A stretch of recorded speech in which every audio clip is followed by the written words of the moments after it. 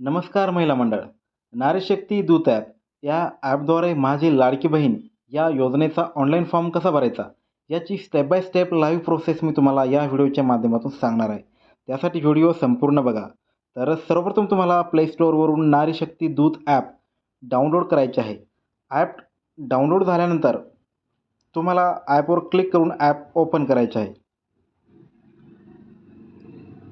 App open झाल्यानंतर तुम्हाला तुमच्याजवळ उपलब्ध असलेला मोबाईल नंबर तुम्हाला या रकान्यात तुम्हाला टाकून घ्यायचा आहे.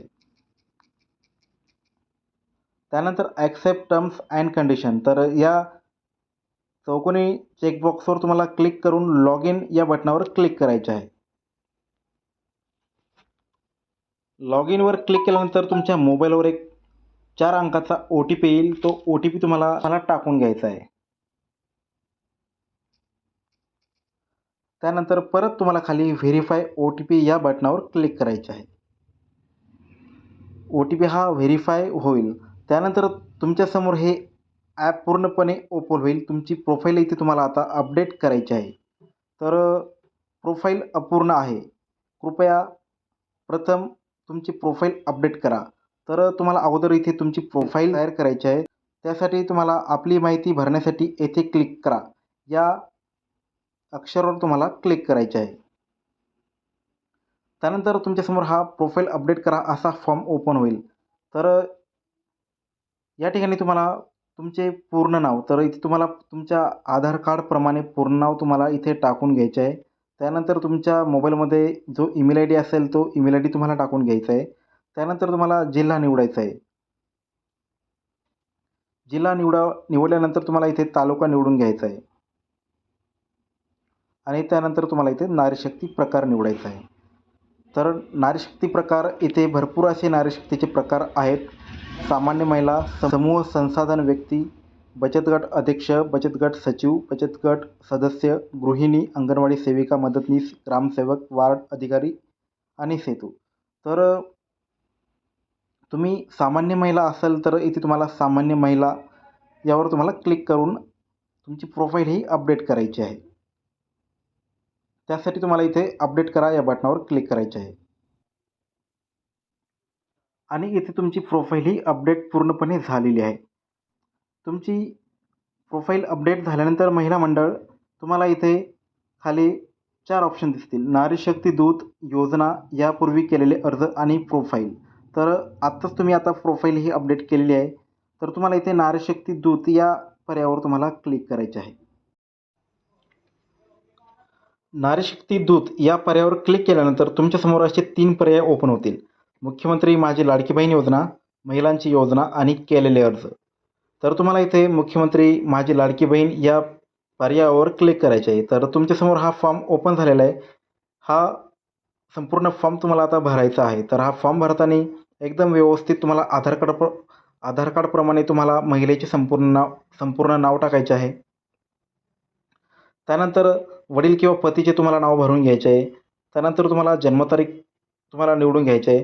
त्यानंतर जन्माचे ठिकाण, तर जन्माचे ठिकाण तुम्हाला इथे टाकून घ्यायचे आहे. जिल्हा, गाव, शहर, ग्रामपंचायत, नगरपंचायत, नगरपालिका, ज्या कोणत्या हद्दीत तुमचा जन्म झालेला आहे तो तुम्हाला इथे हा प्रकार तुम्हाला इथे निवडायचा आहे. त्यानंतर पिनकोड निवडायचा आहे आणि खाली पत्ता, तर तुमचा जो काही रहिवासी पत्ता असेल, आधार कार्डवर जो पत्ता असेल तो पत्ता तुम्हाला पत्त्याच्या रकान्यामध्ये टाकून घ्यायचा आहे. त्यानंतर मोबाईल नंबर हा अचूक टाका. त्यानंतर आधार क्रमांक, त्यानंतर शासनाच्या इतर विभागामार्फत राबविण्यात येणाऱ्या आर्थिक योजनेचा लाभ घेतला आहे का. एखाद्या योजनाचा तुम्ही लाभ घेतला असेल तर होय करा, नसेल घेतला तर इथे नाही करा. त्यानंतर खाली स्क्रोल करायचे आहे. त्यानंतर इथे तुम्हाला वैवाहिक स्थिती विचारलेली आहे. विवाहित, अविवाहित, विधवा, परित्यक्त्या, निराधार, घटस्फोटित, जो काही महिलेचा जो काही प्रकार असेल इथे तुम्हाला निवडून घ्यायचा आहे.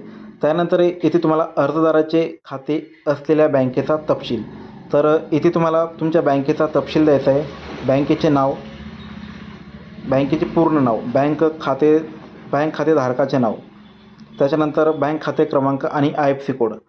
तर महिला मंडळ बँक खाते क्रमांक, IFSC कोड, खात्यावर जसे नाव असेल तसे नाव, हे एकदम व्यवस्थित तुम्हाला या ठिकाणी टाकून घ्यायचे आहे. आणि खाली आपला आधार क्रमांक बँक खात्याला जोडला आहे काय, नसल्यास आधार क्रमांक बँक खात्याशी संलग्न करण्यात यावा. तर तुमचा बँक अकाउंट नंबर आधारशी जोडलेला आहे का, हे तुम्हाला इथे निवडायचे आहे. इथे बँक अकाउंटला आधार नंबर लिंक असेल तर येस करा, नसेल तर बँकेत जाऊन तुम्ही तुमच्या बँक अकाउंटला आधार नंबर लिंक करून घ्या. त्यानंतर खालील सर्व कागदपत्रे अपलोड करण्यात यावी. तर तुम्हाला इथे काही डॉक्युमेंट अपलोड करावी लागणार आहेत. आधार कार्ड,